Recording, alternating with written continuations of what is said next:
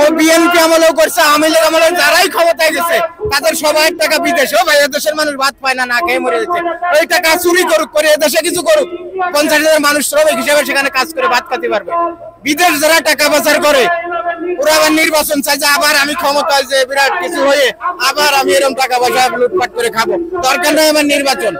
সে police answer নাই দেশে, যতদিন তারা সক্ষমতা অর্জন করতে না পারবে ভোট কেন্দ্র পাহারা দেওয়ার, ততদিন দেশে কোনো নির্বাচনের দরকার নাই, কোনো প্রয়োজন নাই। কিসের নির্বাচন? 53 বছর অন্তত 50 বার নির্বাচন হয়েছে, কি হয়েছে নির্বাচন?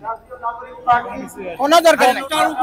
ডক্টর মোহাম্মদ ইউনূসের যে উপদেষ্টা পরিষদ, এই উপদেষ্টা পরিষদে আপনি কোনো সংস্কার চান কিনা, বা এটাতে কোনো উপদেষ্টা পরিষদ সবাই ভালো, কিন্তু আমরা কাজ করতে দিচ্ছি না। তো ভালো করলেই আমার খুব হিংসা হয়, যত ভালো করে ফেলতেছে ওরে মানুষ ভালো বলবে, আমার তো সামনের ভবিষ্যৎ খারাপ, এরাই তো ভালো হয়ে যাবে, মানুষের কাছে ভালো হয়ে যাবে। এই লোকটারে যদি 9 মাস ঠিক মতো কাজ করতে দিত সবাই, এলো এতদিন সিঙ্গাপুর, ইউরোপ, সুইজারল্যান্ড হয়ে যেত বাংলাদেশ। তারপরেও উনি চেষ্টা করতেছে কিসের বাধাটা বহু পক্ষ দিচ্ছে, ওটা আপনারা নিজেরাও জানেন, নিজেরাও দেখতেছেন, অত বলার কোনো প্রয়োজন নাই। সবাই বাধা দিচ্ছে। আপনি ভালো হন, আপনি ভালো চলেন, আমি এটা চাই না। তো আমার হিংসা হবে আপনার জন্য, ঠিক ওইভাবেই চলতেছে।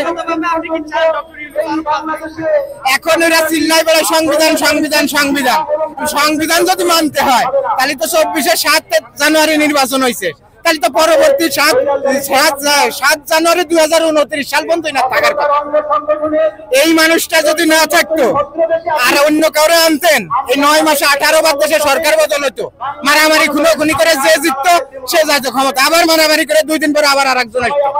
এই লোকটা গন্ডারের চামড়া, কারুর কোনো সমালোচনা গায়ে মারতেছে না, গালের উপর বসে প্রস্তাব করে দিচ্ছে, তাও খেয়াল করতেছে না। উনি ওনার মতো কাজ করে যাচ্ছে, ভালোর জন্য কিছু করার চেষ্টা করতেছে। আচ্ছা, অনেকেই বলছে যে ডক্টর ইউনূসকে রাখার জন্য প্রয়োজন আবার মাঠে নামবে।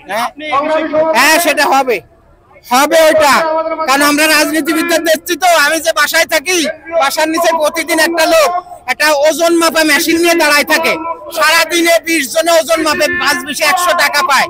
ওই 100 টাকা পায় এসে ভাত খায়। আর এরা দেশে কোটি কোটি টাকা বিদেশে পাচার করছে, বিদেশে 1200 বাড়ির মালিক। ও বিএনপি আমলেও করছে, আওয়ামী লীগ আমলেও যারাই ক্ষমতায় গেছে তাদের সবাই টাকা বিদেশে। ও ভাই, এদেশের মানুষ ভাত পায় না, না খেয়ে মরে যাচ্ছে।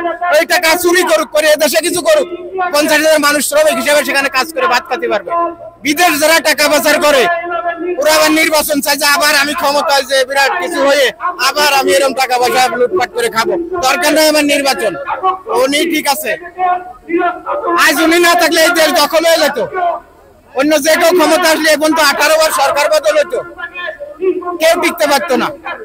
ওনার মতো মানুষ টিকে আছে এখন, এবং আসো ভবিষ্যতে আরো ভালো হবে। আপনি শুনেছেন কোথায় এই দুর্যোগে কোটি কোটি ডলার বিদেশের ঋণ শোধ দেয়? শুনেছেন কোথায়? 78,000 কোটি টাকা দিনা শোধ দিয়েছে এই দুর্যোগের ভিতরে।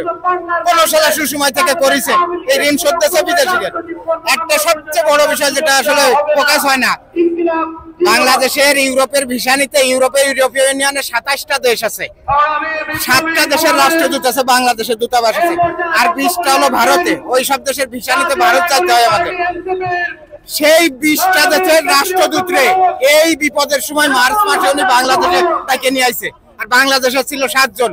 27 জন রাষ্ট্রদূতরে এক জায়গা করে ঢাকায় বসে মিটিং করে উনি বলে দিয়েছে আমরা ইন্ডিয়া যাবো না আর ভিসা নিতে, আপনাদের বাংলাদেশ থেকেই দিতে হবে। 27 দেশের রাষ্ট্রদূতরে এক জায়গা করেছে দিল্লির থেকে এনে, যা পৃথিবীতে কারোর দ্বারা কোনোদিন সম্ভব না। সেই কাজটা আমি করে দেখাইছে। জাতিসংঘের মহাসচিব আসে 4 দিন ঘুরে বেড়ায়, নামাজ পড়ে, রোজা রাখে। শুনেছেন কোথায়? এগুলো পারিছে কেউ? রাজনীতি করে, এগুলো ভীমরতিটি ধরেছে। ভীমরতিটা কি শুনবেন? ওই যে দেখেন নাই মিডিয়ায়, উবাইদুল কাদেররে ঘুম পাড়াইতো নায়িকা ঋতু, শেখ সেলিমের ঘুম পাড়াইতো নায়িকা নিপুণ। এগারো ভীমরতিটি ধরেছে। তাড়াতাড়ি মন্ত্রী হওয়া দরকার, এমপি হওয়া দরকার। ওই পুলিশে গাড়িতে ফিলা করবে, ফিলা করলে মাগি মানুষ সবাই ছুটে যাবে সামনে, সব নায়িকারা এসে আশেপাশে করবে। এই ভীমরতিটি ধরেছে, এই জন্য তাড়াতাড়ি ক্ষমতায় যাওয়ার জন্য পাগল হয়ে গেছে। বুঝছেন? এই হলো মূল কথা, এর অন্য কিছু না। এর ভীমরতিটি ধরেছে, তাড়াতাড়ি ইলেকশন দাও, তাড়াতাড়ি ক্ষমতায় যাবো, তাড়াতাড়ি সব নায়িকা এসে কাছে গেছবে। এই হলো এর চিন্তা ভাবনা।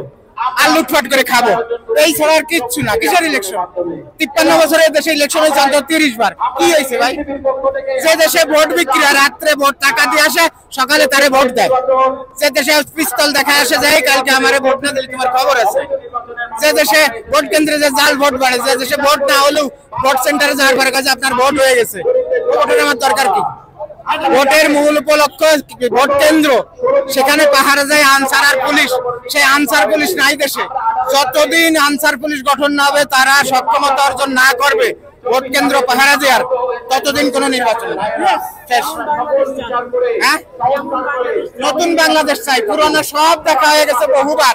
কিটা কি করতে পারে, কিটা বিদেশে টাকার পাচার করে, কিটা মাগি নিয়ে দুবাই যে হোটেলে থাকে, সব আমরা জানি। আমরা নতুন কিছু চাই।